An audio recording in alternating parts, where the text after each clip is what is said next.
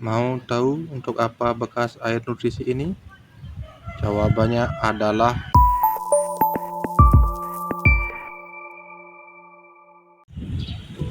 kali ini saya akan membersihkan tandon air nutrisi sekaligus membersihkan modul hidroponik. Satu sudah saya bongkar dan sisanya menyusul karena tandon ini juga sudah kotor ya, termasuk modulnya.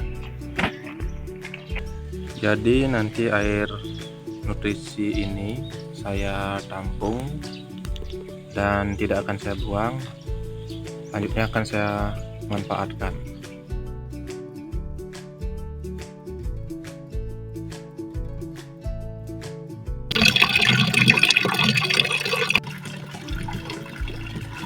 Air nutrisi sudah saya tampung di ember. Mari kita cek kandungan nutrisinya dengan TDS meter.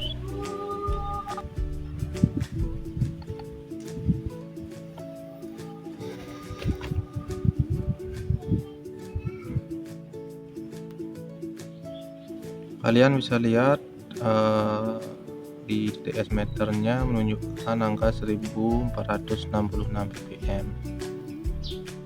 Jadi rugi kalau sisa air nutrisi ini tidak dimanfaatkan. Mau tahu saya gunakan untuk apa sisa air ini? Jawabannya adalah untuk menyiram tanaman cabai yang tepat ada di depan saya.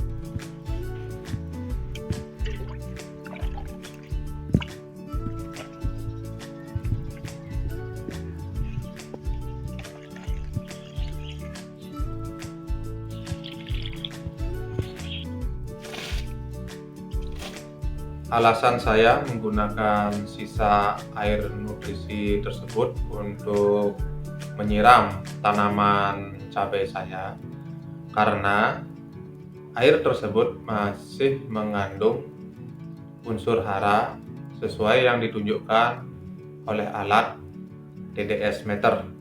Sekarang saya akan sebutkan satu persatu unsur apa saja yang terkandung dalam air tersebut beserta fungsinya. Pada dasarnya, nutrisi yang diperlukan tanaman terbagi menjadi dua, yakni unsur hara makro dan unsur hara mikro.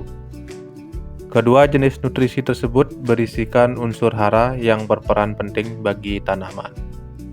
Sesuai yang tercantum di kemasan nutrisi hidroponik yang saya beli, terdapat 6 unsur hara makro dan 6 unsur hara mikro.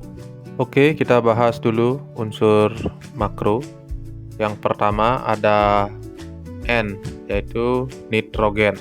Nitrogen termasuk ke dalam unsur hara makro yang memegang peran penting bagi pertumbuhan tanaman. Unsur hara berupa nitrogen sangat diperlukan untuk pembentukan atau pertumbuhan bagian-bagian vegetatif tanaman seperti daun, batang, dan akar. Selanjutnya ada unsur P, yaitu fosfor atau fosfat. Salah satu fungsinya adalah untuk pembentukan bunga, buah, dan biji. Yang ketiga ada K atau kalium. Unsur ini biasanya digabungkan dengan kedua unsur penting lainnya, yaitu nitrogen dan fosfor, dengan tujuan untuk mempercepat dan meningkatkan kualitas hasil tanaman. Nomor 4 ada kalsium atau Ca. Ini salah satu fungsinya adalah untuk mempercepat pembentukan dan pertumbuhan akar. Di samping itu, untuk memperbaiki ketegakan tanaman. Nomor 5 ada magnesium atau Mg. Dibutuhkan oleh tanaman dalam proses metabolisme fosfat, pembentukan klorofil, respirasi tanaman, dan aktivitas enzim.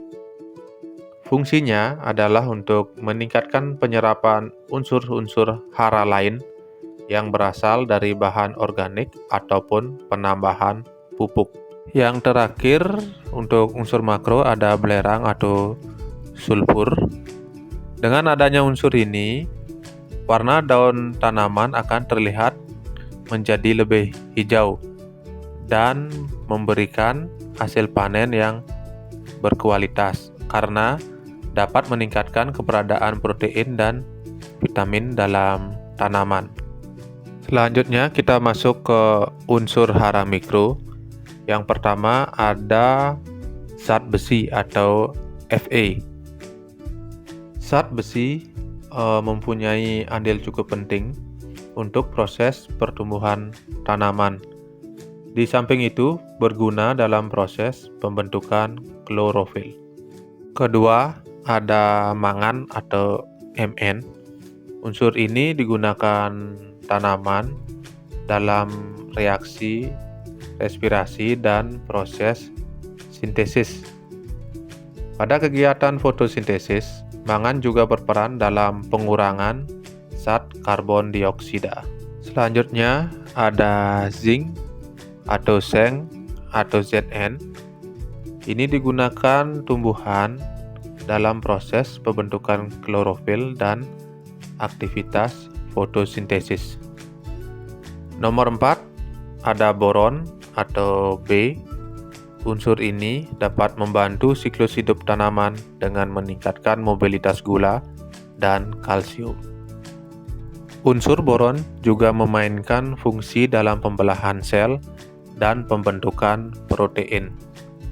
Dalam proses penyerbukan, pembentukan bunga, buah, dan biji, semua mempunyai ketergantungan atau setidaknya memperoleh pengaruh besar dari unsur boron. Yang kelima ada unsur tembaga atau Cu. Unsur ini dapat membantu tanaman untuk tumbuh dengan tegak dan menghasilkan energi untuk sintetis.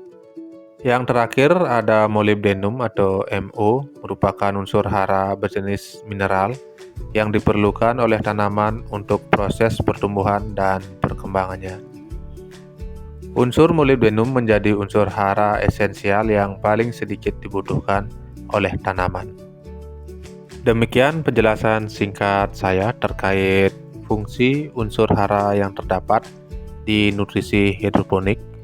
Untuk selengkapnya, kalian bisa saya cari lagi di internet terkait fungsi-fungsi dari unsur hara tersebut. Semoga video ini bermanfaat bagi kalian yang sudah menonton, dan sampai jumpa di video-video berikutnya.